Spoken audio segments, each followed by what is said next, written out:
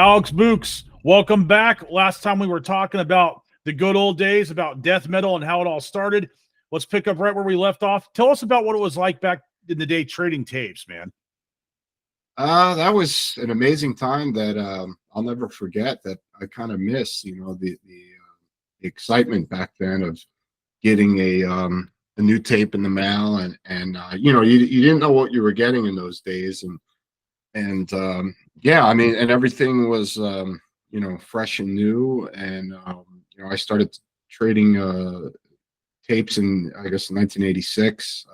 That's when I really discovered that there was a whole other music scene that of bands that didn't have records out, that were just amazing and pushing boundaries musically, especially in the more extreme world. So there was, top of my head, I can think of Master, Death Strike, Slaughter Lord, Death. Actually, probably the first demo that I got, one of the first, was Death's Infernal Death demo.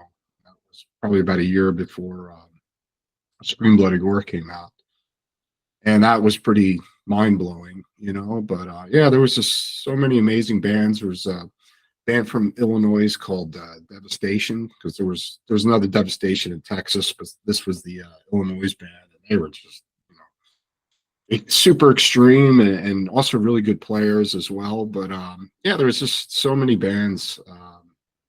It's just really exciting time. And then obviously the fanzines, and when you get a fanzine in the mail, and you discover a lot of bands. And and in fact, there was a fanzine from Japan called Death Thrash Mayhem, and that was like really focused on the more extreme side of things. And that was actually my introduction to Mayhem, and I started corresponding with Euronymous from their 87 demo, the first demo they did, pure fucking Armageddon. That was the name of the demo. But yeah, it was just really exciting time. That just kind of just doesn't really exist anymore, in a sense. So.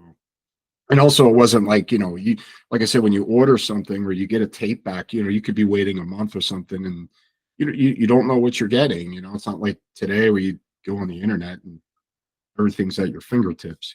So it kind of loses the excitement and the mystery back then, and getting handwritten, letters from whoever. But yeah, it was a great time for sure. Man, that's awesome. And having correspondence with Euronymous, that's huge, dude. And like you said, the mystique was there. Where nowadays on the internet, it's like you can find out anything about anybody. I mean, they had a guy wearing a tortilla, and they were speculating about that, but tell us about how did you really get into to the more extreme bands like that fanzine in Japan? When was the first time you heard a lot of the European stuff was all Dismembered and stuff like that?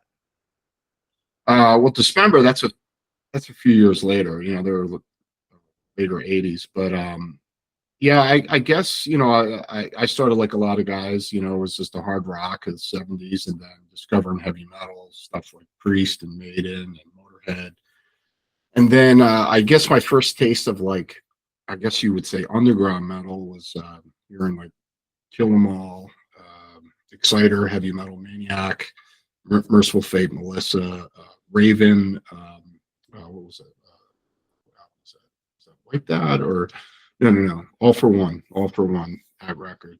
So that kind of introduced me to a whole other scene that was like, wow, what is this? I never heard this stuff, and it was just, I mean, nowadays when you hear something like Exciter or Raven, you're just like, oh, that's not very extreme. But back then, it was, and it was just like, holy shit.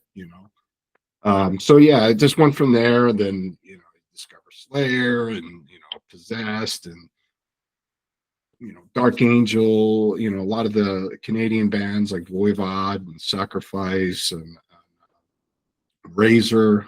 And then there was a guy in Philly. His name was Scott Hellig, and he wrote a fanzine called Total Thrash.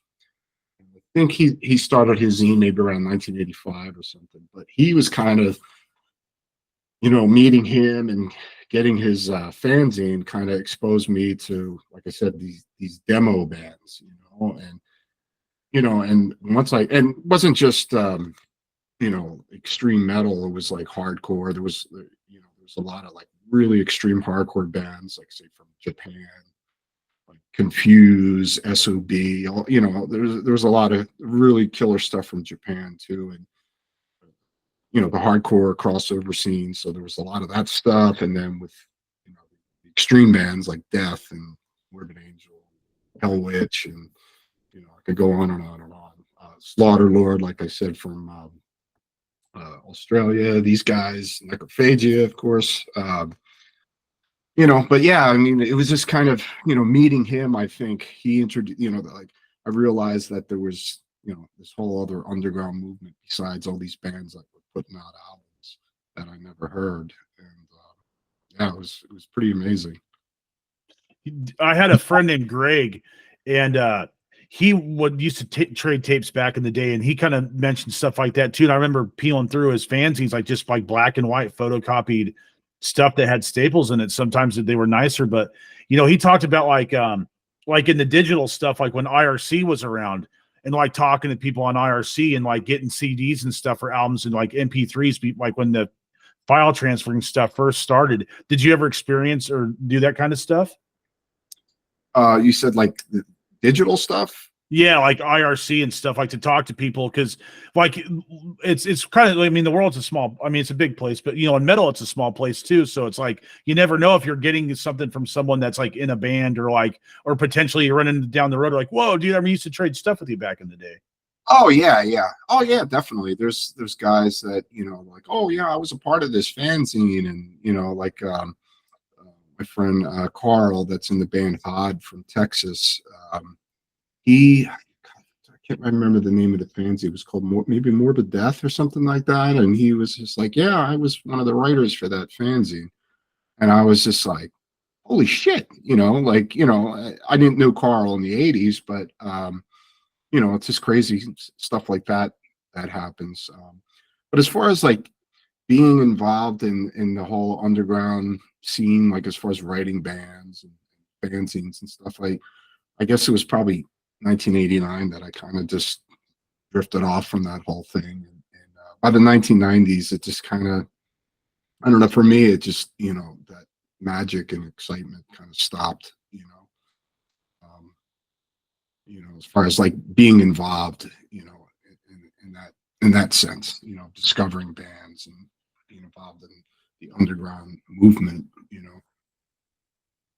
For sure. Like I'm sure in the 90s you were starting to like, make your own music, and you had your own stuff going on, and like in Gorephobia, and stuff. Yeah, I actually did a fanzine, actually, me and Chris Gamble, who's the bassist vocalist of Gorephobia. So we had a fanzine called Regurgitation, and actually our first issue was, I guess, 1988, and one of the guys that I interviewed was Bob from, and now my bandmate in Immolation. They just put out their first demo, their 88 demo. So yeah, we did a fanzine, and then Gorephobia started at the same time in 1988, and me and Chris just kind of we wanted to just focus on the band. So our friend Greg kind of took over the fanzine after that. Might have been an issue or two after that, I can't remember, but yeah, so we just kind of like we're like, yeah, you can take over, we're just going to focus on our band now, so. Man, that's really cool. Do you think that could happen again? I mean, like, do you think if death metal was to start, or extreme metal was to start now, do you think that the series of events would lead up to what it is now, or do you think it never would have got this far? It's hard to say. I mean, because there is an underground movement of younger people that are super passionate like we were back then, and there's all these younger like death metal bands like Mortiferum and Full of Hell, which is like more like kind of grindy, I guess, avant-garde kind of mix, and you know, bands that are younger are that have that attitude, you know. And there is actually, you know, I've heard of recently, like some friends of mine told me about those paper fanzines, you know, like kids doing that now, you know, which I think is really cool, you know, because you know, it takes a lot of effort to do stuff like that. You know, it's not like, you know, you're sitting there typing on the internet or something like that. So, you know, it's something to be said about, you know, putting the time and effort to print up a paper, you know, fanzine. So, you know, I'm not the best person to, I guess, to ask about what happens today because I'm not really all that. It's not that I don't care or anything like that. I'm just, you know, as you get older, you just kind of like I'm still stuck in listening to the stuff I listened to back then, and I'm not really so much aware of a lot of the younger bands unless somebody says, "Hey, check these guys out. I think you'll like them." And I've also been fortunate enough to tour with a lot of younger bands like you know, Blood Incantation, and Mortiferum, and Full of Hell. Um, you know, and when I meet these guys and become friends with them, you know, they turn me on to stuff to like, you know, you'll probably like this band, and they'll play some younger band that I never heard, and I'm like, yeah, this is really good, you know. Um, so, but yeah, like I said, I'm probably not the best person to ask about what's actually going on right now because there is definitely a movement, you know, for sure happening, you know, with you know, kids in their teens and their 20s or early 30s that are involved, you know, with this music. And if it wasn't for these people, you know, we'd have nobody to play for, you know. Not too many of the old heads are coming out to shows, you know, and if it wasn't for those young people that have that fire.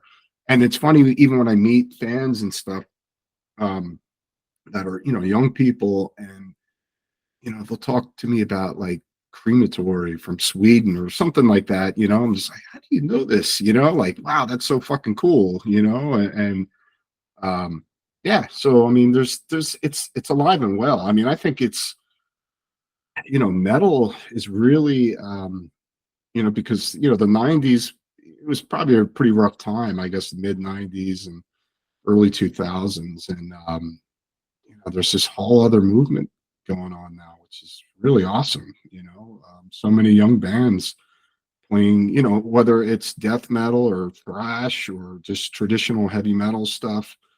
Um, it's awesome. You know, it's great to see that. I agree, man. And like, I think like from like maybe like 90, in my opinion, for whatever it's worth, like there were some really killer albums made from like 1996 or like 94, 96 to like 2001, dude. Like, but that's my era though, too. It's like, you know, like you were saying, like once you get kind of older, you only listen to the stuff you grew up on, you know, or whatever. I mean, I always try to hear different stuff for newer bands too, but like Mhm. there was some really killer metal back when metal was like at its smallest commercially or like, or underground besides like way back in the day. Like, so there were so many classic records. Do you think that metal's better? Like the music's better when it's not as big as or popular as it is? No, I wouldn't say that. I'm all for bands getting bigger and scene growing. Of course, you know, I'm not one of these guys that like, oh, it's got to be underground, and you know, poser shit. You know, they sold out or whatever. Just because bands selling records is popular doesn't mean they're selling out. You know, I think it's awesome, and it only exposes more people to the music. I you know, definitely in the late '80s, I was definitely in like a really hardcore elitist. Like, you know, like the core of our scene was like Gorephobia, Immolation, Incantation, Mortician, and like Profanatica, which came out in '90 out of Incan. So that we were all close friends, and we all were kind of just like, oh, we're the only true death metal bands, and this and that. And everybody else is, you know, posers or whatever. But you know, I don't have that elitist attitude that I had back then.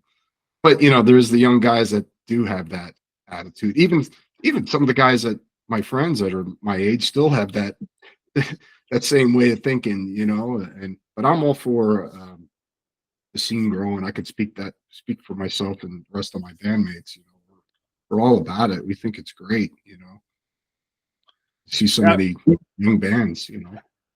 Oh yeah, and it's like more people at shows, the music more, more reach and things. I mean, not just like commercially, but more people to enjoy your music. And that's what Yeah, this is all about. And that's really cool. And I've never been one to be a big elitist, or I mean, I have my opinions on what I think is good, just like everybody else does.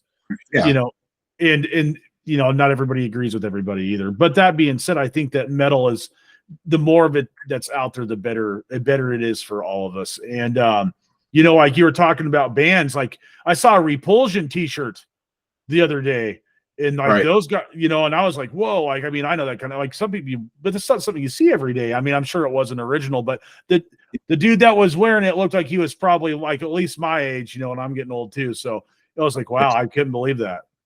Ah, that's awesome. I love Repulsion, and they were one of the they were called Genocide at the time, but they were one of the, as far as I'm concerned, one of the original, death metal bands. I know that they kind of get coined into the grindcore thing, but I always still consider them to be death metal, But yeah, I mean, yeah, that's awesome. Even sometimes like my wife is from Panama, so my nephew was wearing an Immolation shirt in Panama, and some guy came up to him. He was like, "Hey kid, do you even know who that band is?" And my sister-in-law was with him, and she goes, "Yeah, that's my brother-in-law." And but it's funny. He's like looking at this kid, like, "Hey, do you even know what that is?" And but it's funny, even countries like that, you just people who know this music, it's just pretty impressive. But yeah, I think it's awesome. I'm all for it. Well, yeah, dude, and like the world's a small place, and it's awesome to know that you're got fans all over the place, and there's other people that have heard your music, and it's like the chicks wearing the t-shirt thing. Like, I don't care if she can name 3 songs of the band shirt she's wearing. If she's wearing the shirt, she's happy, I'm happy. Like, I don't need, come on. Yeah, yeah. I'm not one of those guys at all. And for people that get upset about it, it's like, what are you getting upset about? What you're like you're having a heart attack over this? Really? It's kind of ridiculous, but yeah, it's awesome, and it just exposes more. I mean, because you never not. I mean, you can bring up like Metallica. It's just like I never would have thought that they would become like one of the biggest or the biggest you know band in the world. It's just mind-boggling, you know. Still sometimes when I think about it, because they were this little underground secret, of mine and a few other guys, and a lot of the other guys that were more into like Motley Crue or whatever at the time, and they didn't get Metallica at first, and they were just like, "What? This is boys, whatever," it's funny how things worked out. Did you ever get into like Motley Crue and that kind of stuff? Oh yeah, I love the first 2 Motley Crue records. Fucking, I still listen to them to this day, and I like some of those bands, like like the early Rat stuff, Out of My Cellar, the EP, and I love Warren DeMartini as a guitar player, and Bob Crosby, he was great, and Dokken, I like Dokken too. I like George Lindsay. I I can't get into like the Poison and stuff like that. That's just not my thing. That's just like bubblegum. But some of the stuff I've heard nowadays, I'm like, oh, I'll listen to Poison any day over that. But yeah, I mean, I was definitely one of those guys too, though. It was like, kill the posers, and I can give you an example. It was that attitude back then. It was, I went to see Slayer for the it was South of Heaven tour, and they were on tour with Motorhead and Overkill, and they were playing a place right outside of Philly called the Tower Theater. And there was like a line of, and back in the 80s, like, Slayer fans are like the most insane fans on the planet. And so they were all chanting Slayer, and there's like line wrapping around, in Upper Darby, PA, where this venue is located. And they're all screaming Slayer, and these 2 glam guys walk up. And then, it's funny because like what are these guys doing here? You know, and they got like their pink boots on or whatever, and big hair, and then you just hear one guy just go, "Posers, get them, kill them," and then you just see the whole line just like chasing after these two poor glam guys that are running cowboy boots or whatever. They got trampled on and beat up, and every, you know, including myself screaming, "Yeah, kill them," you know, or whatever. But you know, it's funny because there was a lot of guys even from then that I have so much more in common with, you know, the guys that played that kind of music or whatever, guys that I knew in my scene, you know, that I talk to now, and you know, we come from the same musical roots, you know, but they just went a certain way and we went another way, you know. For sure, man. And like I have a friend who saw Slayer with Wasp, I think it was, on like the Ultimate Revenge tour. And he was Oh, saying that it was insane. Like this Wasp was playing and they like stopped because they're like, Slayer's not going to come out and play anymore, you know. But the people were just so out of control, and it was pretty violent, man. yeah, actually, when you say that, Wasp, that was the Rain of Blood tour, and that was Raven, I think, was the opening band. It was Slayer and Wasp. And that was actually the only tour they did with Tony Scaglione from Whiplash on drums, because Dave left for a short period of time. And I actually got a bloody nose at that show because they were just, you know, I mean, everybody left after Slayer. Like nobody gave a shit about Wasp, you know, and I'm sure that pissed Blackie Lawless off a lot. But that was kind of the sign of the times then, you know. The new kids were here, and you know, but yeah, so yeah, that's true, you know. What was the craziest show that you ever saw, dude? Uh, Probably a lot of hardcore shows, really. There was a place in Philly called the Club Pizzazz, and that is where most of the hardcore bands like crossover stuff will play. So I saw GBH, maybe GBH, Discharge, Life Sentence, Doctor No, DRI. I saw a shitload of stuff there, but I would say that the hardcore shows definitely them were way more intense than you know, the thrash or, you know, metal shows. And I was kind of fortunate because my friends were all punks, you know, a lot of and I, you know, they protected from me getting my ass kicked as this little kid with, you know, long hair. So uh, but yeah, that would probably, I don't know, GBH is probably one of the most intense shows I've ever seen, I have to say. Man, that's crazy. I'm sure hardcore dudes throw down and not just like by themselves in a line or anything. Like they probably were really brawling out there, man. Oh yeah, and especially if you were a metal guy too, you were kind of a target, you know. Eventually those two scenes kind of really kind of realized that, you know, like the thrash guys and the hardcore guys realized that, well, you know what, we're really not enemies, you know. And but yeah, you know, but back then, you know, it was still kind of like a little heated, you know, being in that environment. Did you feel any like backlash when like death metal became a thing with the thrash dudes, or they kind of embraced that? Did most of them No, do that? no, like I could speak for, you know, like me and Chris, who started Gorephobia. We were like, all the thrash guys would talk shit on us and all. They didn't get it, you know, at the time, and they were just like, "What is this garbage?" Yeah, they were just shit talkers. And then, you know, by it's funny, by like 1990, 91, you see some of these same guys that played more like Anthrax or something, trying to be death metal, and all of a sudden, same guys that talk shit about you 2 years prior, you're trying to play death metal, which was kind of funny. But no, it wasn't. You know, the only band that really embraced us was pretty much the original thrash band in Philly. Was a band called Anvil Bitch, and you know, I really looked up to those guys, and they really embraced us. You know, they thought we were cool. You know, so that meant more to me. But the other guys really weren't so, you know, embracing of what we were doing, you know. That's crazy because like there's almost like a natural evolution, in my opinion, from like playing thrash to playing death metal. Like it kind Yeah, of makes sense, you know?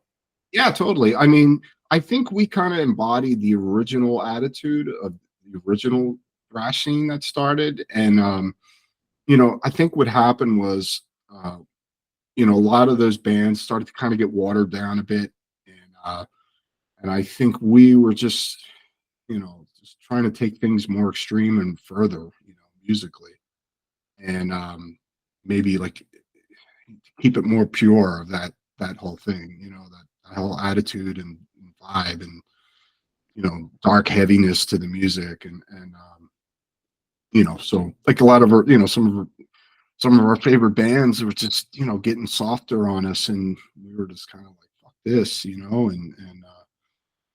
we were just trying to create the music that we wanted to hear. I don't even think there was like a plan, I mean, of how things turned out.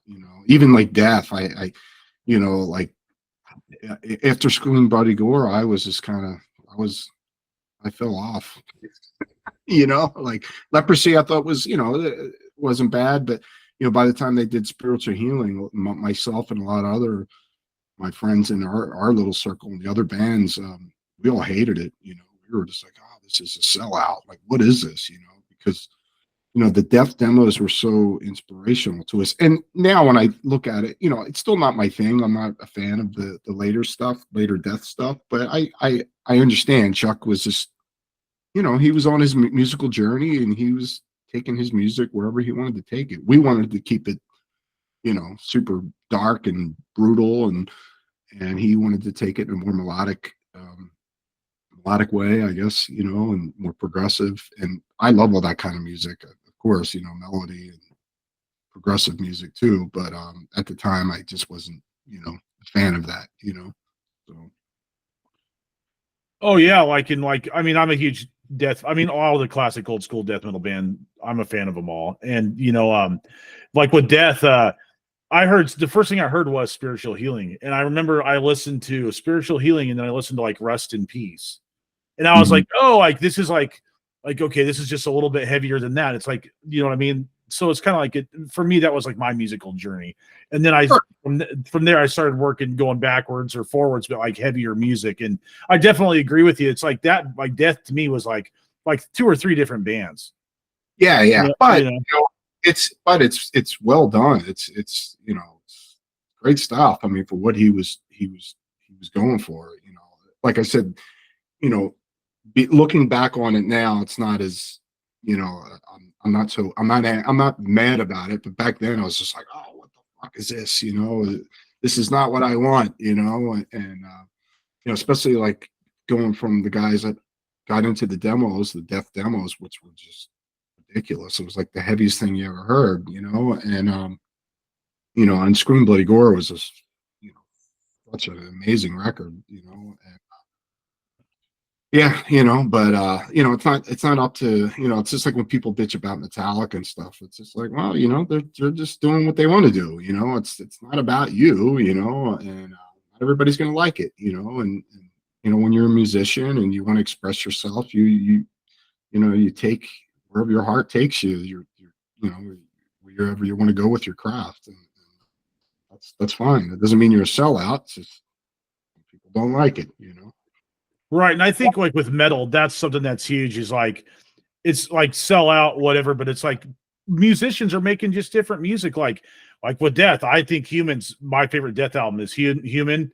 It followed probably by like Symbolic. And then, yeah, they're the more catchy or like not as heavy, but it's good stuff. Even like Metallica, dude. Like, did I think Lulu was great? No. Was I a huge fan of Load and Reload? No, but I mean, how many times like it, doing the same thing over and over again, or like just wanting to branch out and do something different? Like that's what keeps the ball rolling. And even Immolation, you guys, the style of the band has changed.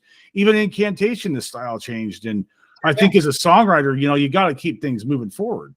Yeah, and plus, not everybody is the guy that they were when they were 16 or 21 or whatever. It's just a moment in time. You can't be that same person either. You as human beings, well, we're supposed to progress, and I would think, and move in different directions. And it's just like, back guitar playing, like tone chasing and things. I mean, it constantly is changed over the years. Like certain things that I used to like, I don't like anymore, or a certain sound that I was going you know, and for Immolation, you know, we try to keep things, of course, extreme and dark. That's always going to be the, you know, but we're, you know, always trying to push forward musically and do some things that you didn't do before. I would never be one of those guys that would want to repeat myself. You know, some bands like to do that, but you know, for me, I always try to think, you know, think ahead and think, you know, what can I do that I didn't do the last time? And that's the exciting thing about being a songwriter and a musician, I think, you know. Oh, absolutely, dude. Like, just like you said, exploring new avenues, trying new things, or like, and even just like being aware of going, I don't want to keep repeating the same thing all the time. Like, that's Yeah, huge. yeah. And for me, that's boring. You know, if I'm gonna do what I did back in the day, like, you know, well, why do that? I already did that. Exactly, dude. Well, Alex, thank you for joining me once again, dude. Much appreciated. Thank you Yeah, for no, the history lesson and all the cool stories, dude. Like, it's always awesome talking to you, man. yeah. Thank you, Matt. Thanks for having me on, buddy. Hell yeah, dude. Well, take care of yourself. And until next time, and everybody check out your podcast, dude. I subscribed. It's really cool. And I watched the one you did with the guy from Nasty Savage. That was rad. Oh yeah, David's one of my favorite guitar players, so that was really cool for me, you know, because he was a big influence.